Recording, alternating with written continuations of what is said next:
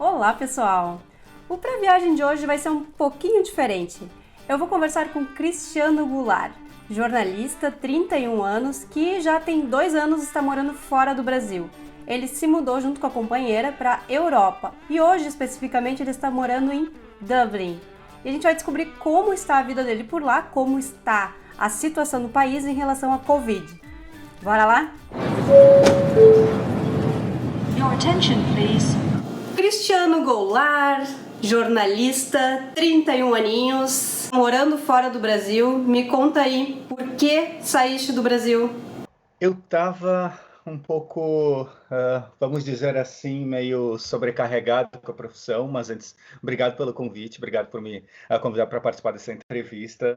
Eu decidi vir para a Europa, na verdade, num período bastante estressante, assim, eu diria, da minha profissão, não só da minha, como da minha companheira também, que também é jornalista, a Daiane Vivati, e a gente, nesse período que estava um pouco mais estressante, a gente decidiu que a gente iria tomar um outro rumo, ter uma experiência fora, que era algo que a gente sempre quis fazer, mas não tínhamos inicialmente planejado ou necessariamente toda a coragem que a gente precisava. Então, a gente decidiu aproximadamente 1 ano e meio antes de vir. A gente decidiu que nós íamos largar os nossos locais de trabalho, decidimos que nós íamos começar um plano de economia para vir morar aqui.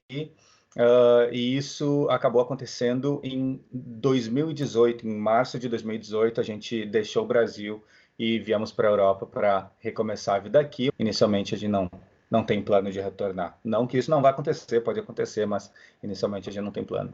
Legal, legal. Então, vocês estão morando em Dublin, né? Isso, a gente mora em Dublin, né, na capital da Irlanda. A gente mora bem na região central. Quando a gente veio para o Brasil, como ela estava em processo de obtenção da cidadania italiana dela, a gente morou um tempinho na Itália, nos arredores de Milão, mas foi por muito pouco tempo. Em seguida, a gente já veio para Dublin, a gente se estabeleceu aqui. Inicialmente, a gente planeja ficar aqui por um tempo, claro, a gente tem desejos de morar em outros lugares, como Espanha, especialmente Barcelona, mas agora, nesse momento, a gente está assim estabelecido em Dublin. E como é que tá, assim, como é que vocês passaram por esse momento agora conturbado aí, 2020, com o Covid-19? Como é que foi a experiência aí em Dublin? Porque eu sei que é bem diferente do que está acontecendo aqui no Brasil, né? Como é que tá, como é que foi e como é que tá sendo agora esse pós-pandemia para vocês aí? Sim, exatamente. Foi bem diferente da forma como o Brasil está tratando no momento da pandemia. Aqui o governo agiu bem rápido e bem cedo. Nós tivemos o primeiro caso, ontem completou 6 meses do primeiro caso, que foi em 29 de fevereiro, e 1 semana e meia depois, o governo já decretou lockdown, praticamente decretou lockdown, porque começaram a fechar os pubs. Nós temos, enfim, tu conhece muito bem, a gente tem uma cultura muito forte dos pubs. Aqui são 7 mil pubs na Irlanda. Os pubs fecharam por volta do dia 15 de março, e foi assim durante praticamente 4 meses, até metade de maio. Todo mundo trabalhando de casa, só podia sair de casa para ir ao mercado. Nós tínhamos um limite máximo de circulação em relação ao nosso ponto de residência, que era de 2 quilômetros, e normalmente quando tu saía, especialmente se tu não estava, por exemplo, com um sacola de mercado, tu saía, era muito comum a polícia te abordar. Eu, por uma eventualidade, eu tive que me mudar de residência exatamente 2 semanas, 3 semanas depois que começou o lockdown aqui. E, claro, a gente não podia ter contato com outras pessoas, nem com amigos. Absolutamente, a gente só podia ter contato com as pessoas que residiam conosco. Então, eu tive que fazer a mudança sozinho, né? Eu e a Daiane, a minha companheira, nós tivemos que fazer a mudança sozinho. Então, aluguei lá uma van, colocamos todas as coisas da casa dentro e nos mudamos para esse outro apartamento. E no meio do caminho, a polícia nos abordou, perguntando onde nós estávamos indo. Antes de me mudar, eu tive também que mandar um e-mail para a polícia, confirmando que eu havia alugado um outro local, que eu precisava fazer a mudança, que eu precisava deixar meu apartamento. Então, era muito comum a polícia abordar, perguntar onde tu estava indo e essas restrições eram muito controladas. Eram apenas, claro, farmácias, postos de combustíveis, mercados que estavam abertos naquele período. Mas nesse período foi bem difícil, porque tinha essa limitação de circulação, e isso foi da metade de março até o dia 18 de maio, quando estendeu de 2 para 5 quilômetros, podia ir um pouquinho mais longe, mas também não podia sair da cidade, não podia fazer viagens intermunicipais, nem turismo interno. Então, foi um período de bastante restrição, e o governo era bastante rígido, porque a multa para quem descumprisse essa pena era a multa máxima era de 2.500 euros e até 6 meses de prisão. 2.500 euros corresponde a mais ou menos 16 mil reais, um valor bem alto, bem acima do salário mínimo. Eu diria que é 75% acima do salário mínimo aqui da Irlanda. Então, imagina tu sair de casa, levar uma multa de aproximadamente 16 mil reais, 2.500 euros aqui para nós. Então, uma multa bem alta. Como os casos começaram a subir um pouquinho, o governo ainda passou a obrigar a utilização do uso de máscara em supermercados, o que antes não era obrigado, era apenas uma recomendação, obrigatório, era apenas uma recomendação, mas então, a gente atualmente tem essa obrigatoriedade de ainda usar máscara em transporte público, usar máscara no mercado, usar máscara em ambientes fechados, limitação em relação a encontros, por exemplo, eventos, não pode ter mais de 50 pessoas em locais fechados, não pode ter mais de 80 pessoas em locais abertos. Então, isso ainda está bastante rigoroso. E, claro, tem multas que são também de 2.500 euros, 6 meses de prisão para quem descumpre essas medidas. Então, dá para dizer que o governo da Irlanda agiu cedo, foi bastante rigoroso e conseguiu reduzir consideravelmente o número de casos, e o número de mortes também não cresceu proporcionalmente como nos outros países aqui da Europa, e não é nem possível comparar em relação ao Brasil. O governo foi, pelo que tu está me contando, foi bastante rígido mesmo. E como a população reagiu? Porque, por exemplo, a gente teve protestos na Alemanha, tivemos protestos nos Estados Unidos, aqui no Brasil, obviamente. Mas como é que foi a reação da população? A população acatou bem essas restrições? Como é que tu viu isso aí na cidade? Eu diria que durante o período de maior restrição, que era quando nós estávamos vendo o número de casos aumentando, a população eu diria que se engajou nessa luta para reduzir o número de casos. Quando o governo começou a flexibilizar as restrições, eu diria que as pessoas relaxaram mais em relação às medidas que deviam ser adotadas. Mas a gente vê a maioria das pessoas usando máscara mesmo na rua, o que não é uma obrigação, e, claro, todas respeitando em locais fechados o uso de máscaras em shoppings, mercados. Usar máscara é uma recomendação médica e tu não tem o direito de colocar a vida de outra pessoa em risco. Não é uma escolha simplesmente tua de usar máscara ou não, é uma escolha que influencia na vida de outras pessoas também. Então, não está simplesmente sobre ti a responsabilidade do uso de máscara ou não, porque tu afeta outras pessoas. Então, é preciso seguir essas normas para garantir que outras pessoas não serão afetadas por conta de uma irresponsabilidade individual, né? Vocês já estão começando a circular pela cidade, pelo país, já estão começando a pensar em fazer passeios, a sair um pouco mais de casa, porque depois de passar tanto tempo em isolamento, né, é uma necessidade aí de sair, de ganhar um pouquinho de ar puro. Exato. Desde o dia 29 de julho já é possível fazer algumas viagens aqui internas no país. Então, tu pode circular livremente pelo país, e era isso algo também que eu esperava bastante, essa medida.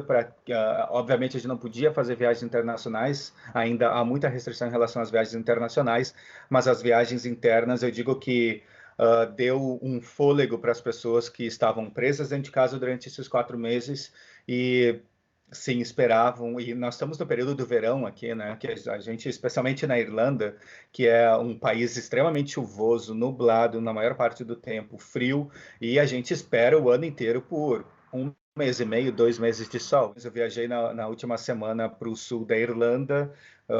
Felizmente peguei uma semana de sol, que é bastante raro aqui, mas sim, está dando nesse momento para fazer viagens internas. Isso é como se a gente pudesse ver que aos poucos as coisas estão voltando ao normal, mas ainda há muita restrição em viagens internacionais, como eu disse. A Irlanda, ao contrário da União Europeia, embora faça parte da União Europeia, ela tem umas regras exclusivas em relação as regras migratórias, então acabou não seguindo a lista da União Europeia que flexibilizou a entrada e viagens para 15 países.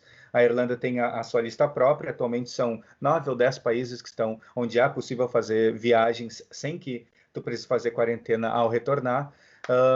Então, é muita restrição em relação às viagens internacionais. Eu estive em 2016 no Reino Unido, bem no início do Brexit, né?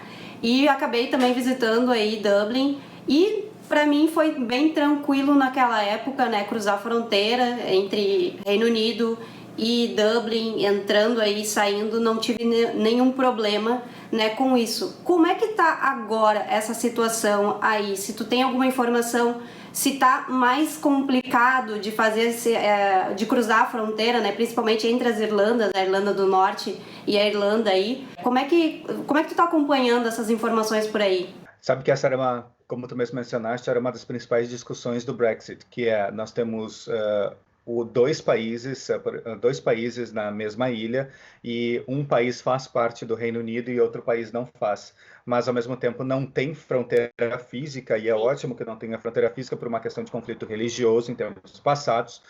Então, continua não tendo uma fronteira física e as pessoas podem livremente circular. Esse foi um grande debate agora durante a pandemia, por quê? Porque a Irlanda tinha suas regras, tem ainda suas regras em relação a viagens internacionais, e o Reino Unido abriu o país como corredor de viagem até pouco tempo para mais de 50 países. Então não fazia muito sentido, por exemplo, a Irlanda está super restrita e as pessoas poderem entrar na Irlanda, na República da Irlanda, pela Irlanda do Norte, que integra o Reino Unido. Então, basicamente, a Irlanda estava dizendo: quem vem dos Estados Unidos precisa ficar obrigatoriamente em quarentena por 14 dias antes de circular no país. Só que a pessoa podia vir dos Estados Unidos e desembarcar em Belfast e entrar de carro na Irlanda, entrar de trem na Irlanda livremente. Então, essa foi uma grande discussão e agora os países conseguiram alinhar. O próprio Reino Unido retirou alguns países da lista de que poderiam utilizar o Reino Unido como corredor aéreo, retirou também os Estados Unidos. Então, essa inicialmente é uma solução dada em relação a esse conflito em termos de restrições que existia em relação à Irlanda e o Reino Unido. E Cris, me fala um pouquinho como é que tá a tua vida aí, assim, tu tá trabalhando, tu tem um projeto, né, eu já vi alguns posts teus aí sobre turismo, sobre jornalismo, me conta um pouquinho como é que tá essa tua rotina e o teu dia a dia em Dublin. Agora eu voltei a trabalhar do escritório. Durante a pandemia eu estava até em outra empresa, eu trabalhava na Microsoft e eu era responsável pelo processamento de licenças da Microsoft para governos e grandes corporações. Por mais que eu me dedicasse a funções extras dentro da empresa, eu tinha bastante tempo livre de trabalho. Então, eu acabei decidindo colocar em prática um projeto que eu tinha desde quando eu cheguei na Irlanda, da minha primeira experiência, e eu notava que muitos brasileiros na fábrica, que também tinham um nível baixo de inglês, eles estavam completamente alheios ao que estava acontecendo no país. Quando eu cheguei, o país estava discutindo, por exemplo, a descriminalização do aborto. Nós tínhamos eleições também no país e a comunidade brasileira, parte da comunidade brasileira, por conta da limitação da língua, estava completamente alheio a isso. Então, eu comecei a observar e planejar desde aquele tempo que talvez fosse interessante nós termos um site de notícias produzido por jornalistas, apurados por jornalistas, com conteúdo apurado por jornalistas, que eu pudesse produzir conteúdos para esses brasileiros. E a gente conseguiu colocar em prática durante a pandemia. Nós criamos um site de notícias que é chamado Agora Europa, o site é agoraeuropa.com. Então, atualmente nós temos 10 jornalistas, nós temos 3 aqui na Irlanda, nós temos uma no Reino Unido, 2 na Espanha, 1 em Paris, na França, e temos 3 jornalistas em Portugal. A gente produz continuamente conteúdos em português para brasileiros que residem aqui na Europa ou também para brasileiros que têm interesse em acompanhar notícias da Europa ou têm interesse em se mudar para a Europa. É muito mais focado em imigração, mas, claro, a gente considera que tudo que é importante para o país é importante também para os brasileiros que aqui residem. Então, a minha vida se divide entre isso, entre o meu trabalho e o projeto voluntário, que é o Agora Europa. Legal, Cris. Muito bacana ouvir sobre essa tua experiência aí. Obrigada por ter participado aqui da minha primeira entrevista, né? Outras virão aí com outros amigos aí espalhados pelo mundo. Muito obrigada pela participação e boa sorte para ti aí com os teus projetos e continua te cuidando aí. Muito obrigado, Selene. Obrigado por me convidar para essa primeira entrevista. Desejo muito sucesso para o teu canal. Espero que a gente possa evoluir aí muito em nossos projetos paralelos. Muito obrigado mesmo. Muita sorte para ti.